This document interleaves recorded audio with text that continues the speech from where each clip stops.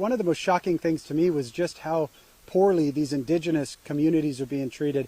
You know, the left, it was ironic that at the same time you had Davos going on in Europe, we were there. They're talking about climate change and environmental disasters and all these things. We have Greta Thunberg and all these radical leftist environmentalists over there talking about this. I'm standing on a beach in the middle of paradise outside of this Kuna Indian tribe, which are the indigenous Indians from this region of Panama, where their beach actually had more trash on it than sand. And it's one of those things that you're standing there. And what was the most shocking to me was finding out that the New York Times had been to that very place only 2 weeks previous, and they had not said a single word. I mean, it's the worst environmental disaster I've ever seen on a beach outside of an oil spill.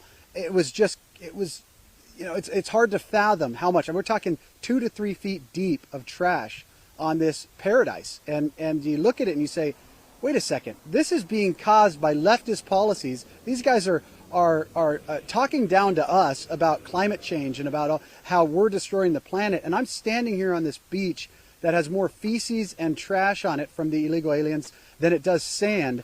And you're right, the same mentality coming up through America. It's no wonder when you go to these migrant camps all over the country and the world, it's the same thing. They don't respect it. They don't care. Partly because, you know, they don't have to. They're just being pushed through and allowed to go through. But there's also a cultural difference. One of the reasons why we have legal immigration and we don't want illegal immigration is when you're coming to America or any other country for that matter, you have to learn the accepted customs and the norms. Mm-hmm. And there's an expectation that you abide by those. But if you shove 5 million people into a country, there is no time for that assimilation process or even time to figure out what those norms are. And so that's, you know, on so many levels, it's an absolute disaster for the world, what we see going on. And the craziest part is it's all intentional. We had the United Nations at every point along the way. They're aiding and abetting these people as they break into every single country along the way.